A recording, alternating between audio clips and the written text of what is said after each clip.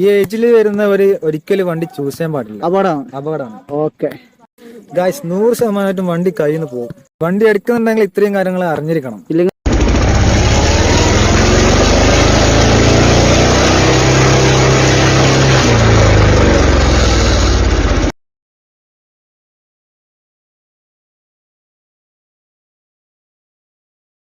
Guys, പുതിയൊരു വീഡിയോയിലേക്ക് എല്ലാവർക്കും സ്വാഗതം. ഇന്നത്തെ വീഡിയോ പറഞ്ഞാൽ R15V3 യൂസർ എക്സ്പീരിയൻസ് റിവ്യൂ ആണ്. എൻ്റെ കൂടെയുള്ളത് രാഹുലാണ്. പറഞ്ഞോ. ഞാൻ വണ്ടി എടുത്തിട്ട് ഇപ്പോൾ 8 മാസത്തോളായി. അതിൽ കുറച്ച് കാര്യങ്ങൾ പറയാനുണ്ട്. അതുകൊണ്ടാണ് റിവ്യൂ ആയിട്ട് എടുക്കുന്നത്. 20,000 കിലോമീറ്റർ ഓടി. 20,000 കിലോമീറ്റർ ഓടിയാണ്. 8 മാസം കൊണ്ട് 20,000 കിലോമീറ്റർ ഓടി. അപ്പം രാഹുലിന് കുറേ കാര്യങ്ങൾ പറയാനുണ്ട്. നെഗറ്റീവ് ഉണ്ട്, പോസിറ്റീവ് ഉണ്ട്. അതായത് പുതിയതായിട്ട് വണ്ടി എടുക്കാൻ ആഗ്രഹിക്കുന്നവർ ഈ റിവ്യൂ എന്തായാലും കാണണം.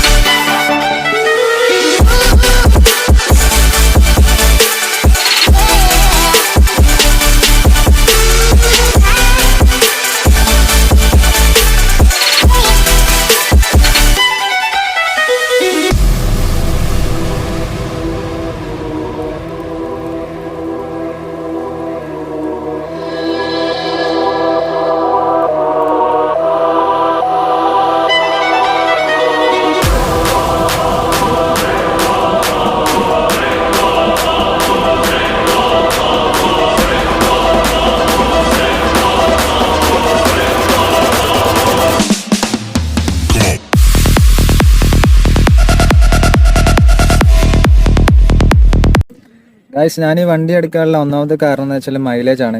പിന്നെ അത്യാവശ്യം ലുക്കായൊരു വണ്ടിയാണ്. പിന്നെ നല്ല പെർഫോമൻസ് ആണ്. ഇത്രയും കാര്യങ്ങൾ, 3 കാര്യങ്ങളാണ് ഞാൻ ചൂസ് ചെയ്തത്. അപ്പം ഇത്രയും കാര്യങ്ങൾ ഞാൻ ഓക്കെ ആയതുകൊണ്ടാണ് ഞാൻ വണ്ടി എടുക്കാനുള്ള ഒന്നാമതൊരു കാരണം. ഈ 8 മാസം ഉപയോഗിച്ചതിൽ രാഹുലിന് എന്ത് നെഗറ്റീവ് പോസിറ്റീവ് എത്രത്തോളം ഉണ്ട്? അതിന് തന്നെ എല്ലാവരും ഈ വീഡിയോ ഫുള്ളായിട്ട് കാണുക. പിന്നെ നെഗറ്റീവും പോസിറ്റീവായിട്ട് ധാരാളം കുറേ കാര്യങ്ങൾ പറയാനുണ്ട്.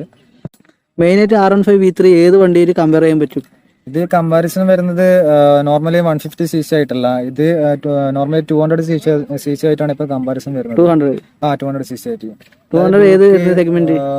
ഡൂക്ക് കമ്പാരിസൺ ചെയ്യാം, NS 200, അങ്ങനെ കുറെ വണ്ടിയായിട്ട് കമ്പാരിസൺ. കാരണം ഇതില് 150cc മാത്രമല്ല, ഇതിന് വെച്ചാൽ വേരിയബിൾ വാൽവ് ആക്ടിവേഷൻ പറഞ്ഞ ടെക്നോളജി ഉണ്ട്. ഒരു ലെവൽ കഴിഞ്ഞ് കഴിഞ്ഞാൽ പിന്നെ ഇതിനെ പിടിച്ചാൽ കിട്ടൂല. 150 മിസൈലിന്റെ കുഞ്ഞിന്നാണ് അങ്ങനെ പറയാം. അത് 150 മേലെ ഇത് കയറുന്നതായിട്ട് കണ്ടിട്ടുണ്ട്.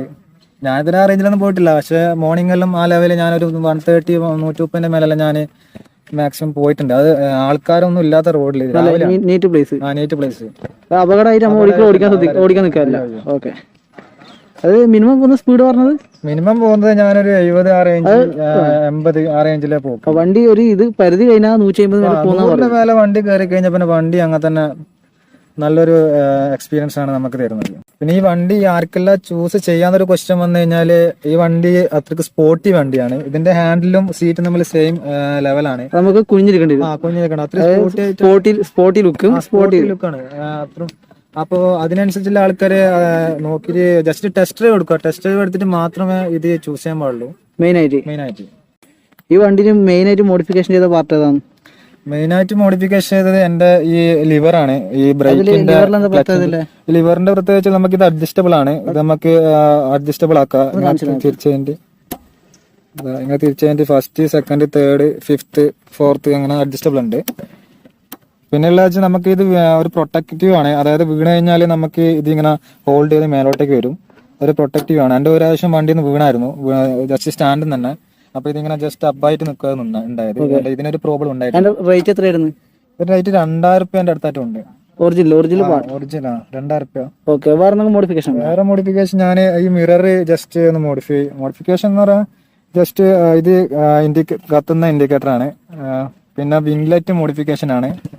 പിന്നെ ഇതെല്ലാം അപ്പുറത്തുനിന്ന് സ്ട്രൈറ്റ് വരുന്ന വണ്ടിയൊക്കെ എല്ലാം നമുക്ക് ഇൻഡിക്കേറ്റർ ഇട്ടാ കാണും.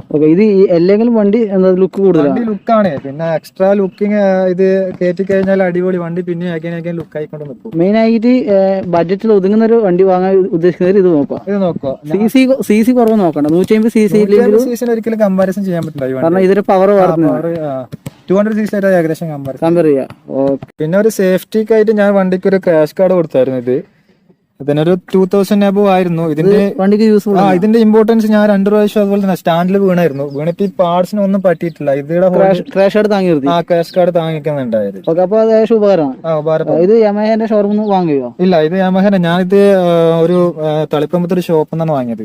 ഷോറൂമിന് കൊടുക്കുന്നില്ല. അപ്പൊ എക്സ്ട്രാ വാങ്ങണ്ടേ? നമുക്ക് വണ്ടിയുടെ റൈഡിംഗ് പൊസിഷനും കാര്യങ്ങളും ചോദിക്കാം. കൂടാണ്ട് ഡുവൽ ചാനൽ ABS വരുന്നത്. ABSനെ കുറിച്ച് നമുക്ക് പരിചയപ്പെടുത്താം. ഓക്കെ. ABSനെ കുറിച്ച് ശേഷം എല്ലാവർക്കും അറിയുന്ന കാര്യമാണ്. എന്നാലും നമ്മൾ അവന്റെ യൂസർ എക്സ്പീരിയൻസ് 8 മാസം കൊണ്ട് 20,000 കിലോമീറ്റർ ഓടി. അപ്പം അതിന്റെ എക്സ്പീരിയൻസും കാര്യങ്ങളും എന്തായാലും രാഹുലുണ്ടാവും. അപ്പൊ നമുക്ക് ചോദിച്ചു നോക്കാം. ഓക്കെ. ഇതിന്റെ റൈഡിംഗ് പൊസിഷനെ കുറിച്ച് ഇപ്പം ചോദിക്കുന്നത് എന്താ മെയിൻ ആയിട്ട് വരുന്നത്? റൈഡിംഗ് പൊസിഷൻ സ്പോർട്ടിയാണ്. ഇരുന്ന് കാണിച്ചു. ഓക്കെ. ഈ ലെവലിലാണ് ഞാനിങ്ങനെ മുന്നോട്ട് കുറച്ച് പുള്ളിയായിട്ടാണ് ഇരിക്കല്. കുറച്ച് അപ്പൊ ഇത് ലോങ് പോകുമ്പോ അനുഭവം തോന്നുന്നു? ലോങ് പോയപ്പോ ഞാൻ എനിക്കൊരു 40 കിലോമീറ്റർ മേലെ എത്തുമ്പോഴത്തേക്ക് എനിക്ക് ചെറിയൊരു പ്രശ്നങ്ങളുണ്ട്. പ്രശ്നം 40 മേലൊക്കെ പ്രശ്നമുള്ളൂ. ഷോൾഡർ പെയിൻ ഒക്കെ വണ്ടി വാങ്ങിച്ചവിടും ഒരു 2 വീക്കോളം ആ പ്രശ്നം ഉണ്ടായിരുന്നു. ഒരു ഹാഫ് ആൻ അവേഴ്സ് വണ്ടി ഇറങ്ങിയിട്ട് ഒരു ഹാഫ് ആൻ അവേഴ്സ് വരെ പ്രശ്നം ഉണ്ടായിട്ടുള്ളൂ. പിന്നെ അത് നോർമലി വണ്ടിയായിട്ട് കമ്മ്യൂണിക്കേറ്റ് ആകുമ്പോഴത്തേക്ക് അത് മാറി. പിന്നെ ഇപ്പൊ പ്രോബ്ലം ഒന്നുമില്ല. ഈ റിസ്റ്റിന് പെയിൻ കയറില്ലെന്ന് വെച്ചാൽ നമ്മൾ പ്രഷർ കൂടുതൽ ഇങ്ങോട്ടേക്ക് തള്ളുമ്പോഴാണ് പ്രശ്നം. റിസ്റ്റ് അധികം പ്രഷർ കൊടുക്കാൻ പാടില്ല. അധികം പ്രഷർ കൊടുക്കാണ്ട് നമ്മൾ സ്ലോ ആയിട്ട് പിടിക്കുമ്പോൾ പ്രോബ്ലം ഒന്നുമില്ല. നമ്മളെ ഇവിടെ ഈ സീറ്റിന്റെ അവിടെ കുറച്ച് ഉറപ്പ് കൊടുത്തിട്ട് ഇങ്ങോട്ടേക്ക് പുള്ളിയാൽ കുറക്കണം. പ്രശ്നം വരുന്നില്ല. അപ്പം റൈഡർ സീറ്റ് 100% എത്ര ശതമാനം പറയാം? ഏകദേശം 100. റൈഡർ സീറ്റ് സിംഗിൾ ആണെങ്കിൽ കംഫർട്ടാണ്. കംഫർട്ടാണ്.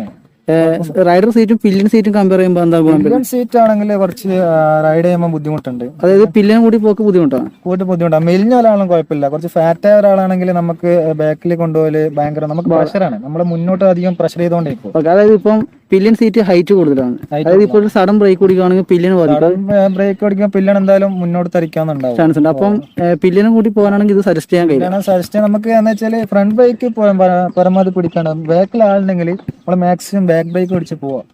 അതായത് ഫ്രണ്ട് ബ്രേക്ക് പിടിക്കുന്നവരും ബാക്കത്തെ ആൾ ഇങ്ങനെ മുന്നോട്ടേക്ക്. അല്ല, ഞാൻ ഉദ്ദേശിക്കുന്നത് ഇപ്പൊ ഡെയിലി യൂസ് ചെയ്യുന്ന ഒരാളാണ്. ഡെയിലി ഒരു 40-50 കിലോമീറ്റർ പോകുന്ന ആള് പില്ലിനും കൂട്ടി പോകാനാണെങ്കിൽ ഈ വണ്ടി അത് ഒക്കത്തില്ല. എനിക്ക് ബുദ്ധിമുട്ടാണ്. ഞാൻ അങ്ങനെ 2 പ്രാവശ്യം 3 പ്രാവശ്യം കുറെ ആൾക്കാരെ കയറ്റിയായിരുന്നു. എനിക്ക് ബുദ്ധിമുട്ടുണ്ടായിരുന്നു. മെയിൻ ആയിട്ട് സിംഗിൾ യൂസ് ആണ്. സിംഗിൾ യൂസ് നമുക്ക് സുഖമായിട്ട് പോയിട്ട് വരാം. ഇത്രയും നാളത്തെ എക്സ്പീരിയൻസ് വെച്ച് നോക്കുമ്പോൾ R15V3 ABSന്റെ ഗുണം എന്താണെന്ന് രാഹുലിന് തോന്നിയിട്ടില്ലേ? ABS എനിക്ക് പൊതുവെ എനിക്ക് വർക്കിംഗ് ആയിട്ടില്ല. പക്ഷെ ഒരു ദിവസം എനിക്ക് വർക്കിംഗ് ആയിട്ടുണ്ട്. എന്റെ വണ്ടിന്റെ സൈഡ് ഭാഗം ഒരാൾ യൂട്ടേൺ അടിക്കുമ്പോൾ ഈ ഇവിടെ തട്ടിയായിരുന്നു വണ്ടിന്റെ. അപ്പൊ എന്റെ വണ്ടിന്റെ കയ്യിൽ നിന്ന് മൊത്തം പാളി പോയിട്ട് ഈ ഫ്രണ്ട് ബ്രേക്ക് പിടിച്ചിട്ടായിരുന്നു ഞാൻ സഡനായിട്ട് പിടിച്ച്. അപ്പൊ വണ്ടി നിന്നു. വണ്ടി അങ്ങനെ വീഴോ ഒന്നും പറ്റില്ല. സ്ലിപ്പാവാൻ കാര്യങ്ങളൊന്നും ഇല്ല, ഒന്നും ഉണ്ടായിട്ടില്ല. വണ്ടി റെഡി ആയിട്ട് നിൽക്കാൻ. ABS മെയിനായിട്ട് ഗുണം ചെയ്യുന്നത് ഏതാണ്? ഫ്രണ്ടിലാണ് എനിക്ക് ഏറ്റവും കൂടുതലായിട്ട് തോന്നിയത്. ബാക്ക് സ്ലിപ്പ് ഉണ്ടോ? ബാക്ക് സ്ലിപ്പ് ഒന്നുമില്ല. പക്ഷെ ഏറ്റവും കൂടുതൽ ഫ്രണ്ടിലാണ് എനിക്ക് ഫ്രണ്ടിലാണ്. ഓക്കെ. അപ്പം ഗുണമാണോ ദോഷമാണോ ചോദിച്ചാൽ പറയില്ല? ABS ഗുണമാണ്. ഓക്കെ. അതുകൂടാണ്ട് വണ്ടി വരുന്നത് സ്ലിപ്പർ ക്ലച്ച് ആണ്. പിന്നെ സ്ലിപ്പർ ക്ലച്ച് നല്ല സ്മൂത്ത് ആണ് വണ്ടി.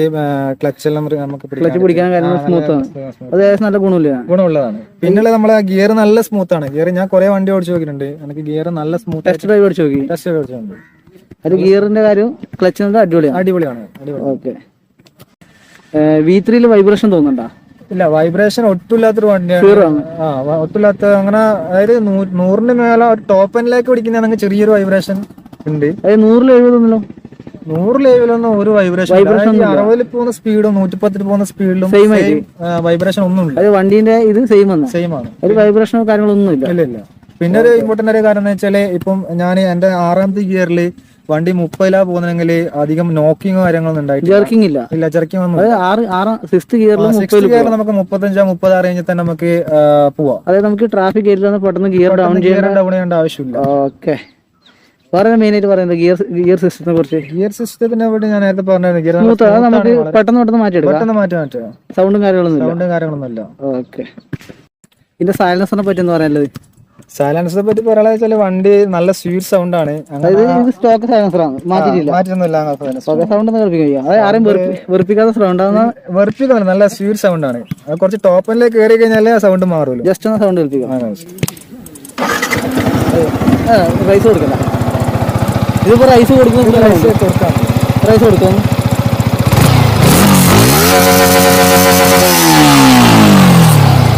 ഓക്കെ. അപ്പൊ ഒരു മോശമില്ല, അടിപൊളിയാണ്. അതായത് മോഡിഫിക്കേഷൻ ചെയ്യാണ്ട് അത്യാവശ്യം ഒരു കേൾക്കാൻ രസമുള്ള സൗണ്ട് എന്ന് പറയാം അല്ലേ? R15V3 ബോഡി ക്വാളിറ്റിനെ കുറിച്ച് പറയുകയാണെങ്കിൽ എന്താ പറയാനുള്ളത്? ബോഡി ക്വാളിറ്റി നമുക്ക് കുറച്ചും കൂടെ നല്ല ബോഡി ക്വാളിറ്റി കൊണ്ടുവരായിരുന്നു. ഇപ്പോഴത് എനിക്ക് ചില ഭാഗങ്ങളിൽ കുഴപ്പമില്ല. ഈ ഭാഗങ്ങളും ഇതൊന്നും കുഴപ്പമായിട്ട് എനിക്ക് തോന്നിയിട്ടില്ല. ബാക്കി പക്ഷേ ടാങ്ക് ആണ് ഞാനൊരു സാറ്റിസ്ഫാക്ഷൻ അല്ല. ടാങ്ക് പ്ലാസ്റ്റിക് ആണ്, എനിക്ക് അത്ര ഒരു ബില്ലിംഗ് ആയിട്ട് തോന്നിയിട്ടില്ല. പൊട്ടിപ്പോവും. വേഗം വീണ് കഴിഞ്ഞാൽ പൊട്ടുന്ന രീതിയിലാണ് ഈ ടാങ്ക്. മറ്റേ ഇതിൽ എക്സ്ട്രാ ഫിറ്റിംഗ് അല്ലല്ലോ? അതെല്ലാം ഓൾറെഡി ഉള്ളതാണ്. ഇതൊന്നും കുഴപ്പമില്ല. ബാക്കി ടാങ്കിന്റെ ഭാഗത്താണ് ഈ പ്രശ്നമായിട്ട് വരുന്നത്. ടാങ്ക് പോരല്ലേ? ടാങ്ക് ഇതാണ്, പ്ലാസ്റ്റിക് ആണ്. ഓക്കെ. അപ്പൊ എന്തെങ്കിലും വെയിറ്റുള്ള സാധനം വീണാൽ പൊട്ടാൻ ചാൻസ് കൂടുതലാണ്. അപ്പം ബിൽഡ് കളിച്ച് പറഞ്ഞാണെങ്കിൽ പോരാ. എനിക്ക് യാത്ര സാറ്റിസ്ഫാക്ഷൻ അല്ല. ഓക്കെ. ഈ പ്രൈസ് റേഞ്ചിൽ വെച്ച് നോക്കുമ്പോ ഈ വണ്ടി മൊത്തമായിട്ട് ഓൾ ഇൻ ഓൾ എല്ലാ കാര്യങ്ങളും എല്ലാ ഫീച്ചേഴ്സും അടങ്ങിയ ഒരു വണ്ടിയാണ്. 200cc കമ്പാരിസൺ ചെയ്യുമ്പോൾ അതിന് ഞാൻ ഓക്കെയാണ്, സാറ്റിസ്ഫാക്ഷൻ ആണ്. ബാക്കി നോക്കുമ്പോഴത്തേക്ക് ചില കാര്യങ്ങൾ കൊണ്ടുവരാറുണ്ട്. ഇപ്പം V4 ഇറങ്ങിയിട്ടുണ്ട്, അതിനകത്ത് കുറെ കാര്യങ്ങൾ ഇൻക്ലൂഡ് ചെയ്തിട്ടുണ്ട്.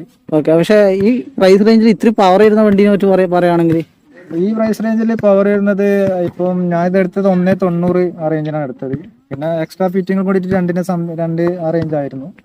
നമ്മളെ ഹിൽ ഏരിയകളിൽ പില്ലിന് കൂടി പോകുമ്പോൾ ഇതിന്റെ ഗുണം എന്താണ് വണ്ടീന്റെ?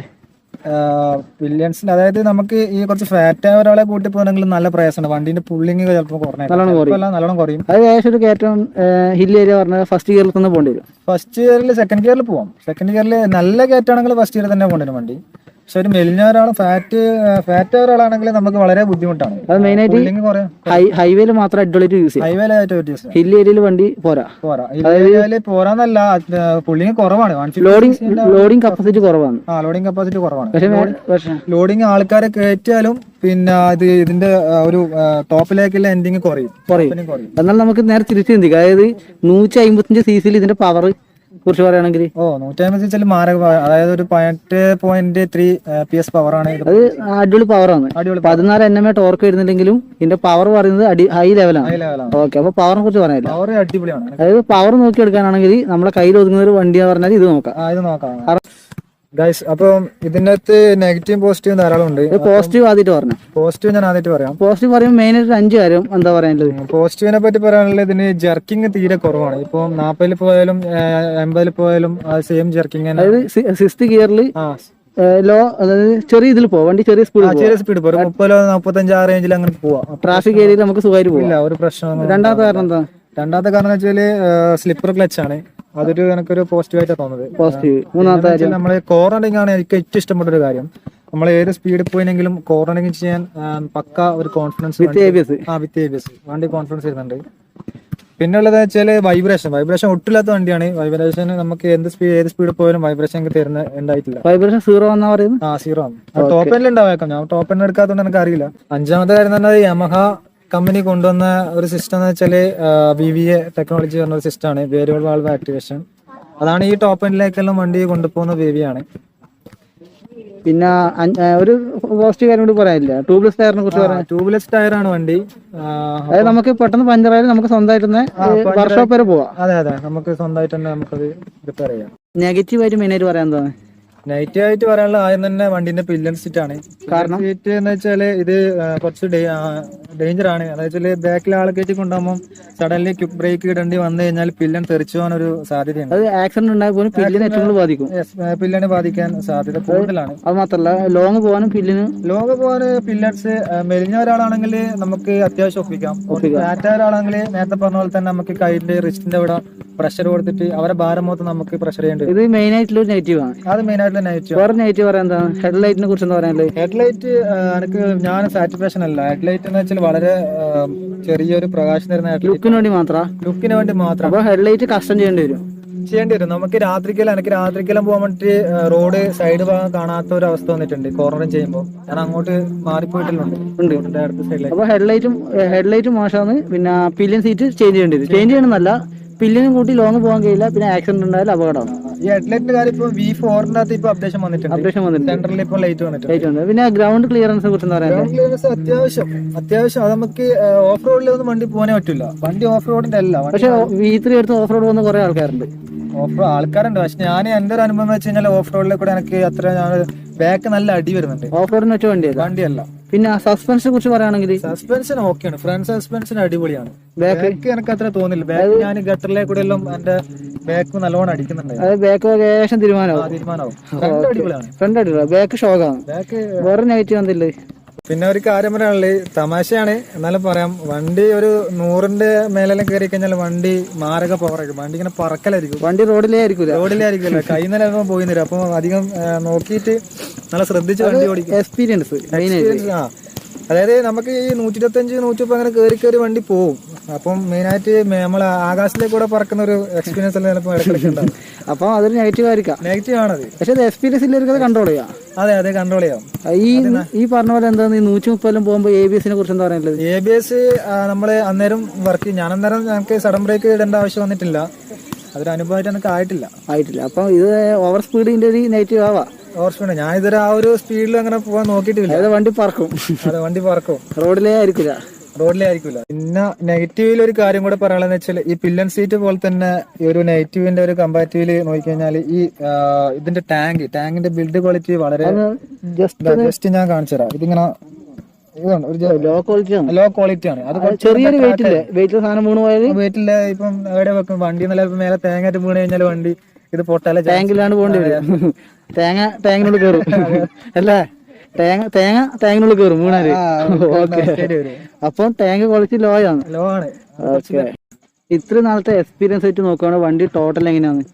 വണ്ടി എല്ലാ വണ്ടിക്കും അതിന്റേതായ നെഗറ്റീവും പോസിറ്റീവും എല്ലാം ഉണ്ടാവും. അത് സാധാരണ എല്ലാ വണ്ടിക്കും ഉണ്ടാകുന്നതാണ്. അതുപോലത്തെ ഒരു വണ്ടി ഈ വണ്ടിക്കും ചില നെഗറ്റീവും കാര്യങ്ങളും പോസിറ്റീവും എല്ലാം ഉണ്ട്. അത് എന്നാൽ ഞാൻ ജസ്റ്റ് 100% എത്ര പെർസെന്റേജ് കൊടുക്കും? 100% ഞാൻ എന്റെ ഒരു കൺസെപ്റ്റ് 100 ഞാൻ മാർക്ക് 100 കൊടുക്കും. അപ്പൊ ഈ നെഗറ്റീവ് അത് ഞാൻ നോക്കുന്നില്ല. ഞാൻ പില്ലൻസ് കയറ്റലില്ല, അങ്ങനത്തെ കുറെ കാര്യങ്ങളെ ചെയ്യലില്ല. ഞാൻ പൊതുവെ സിംഗിൾ യൂസ് ആണ് യൂസ് ചെയ്യുക. 100% 100 കൊടുക്കും. എനിക്കൊരു അഭിപ്രായം എന്ന് വെച്ചാൽ ഈ ബോഡി ഒന്ന് കുറച്ചും കൂടെ ഒരു ബിൽഡ് ക്വാളിറ്റി കുറച്ചുകൂടെ കൂട്ടി കഴിഞ്ഞാൽ ബാക്കി എല്ലാ കാര്യം പില്ലിനും ബാഗ് നോക്കി അടിപൊളിയാണ്. ബാക്കി എല്ലാ കാര്യം ഓക്കെയാണ്.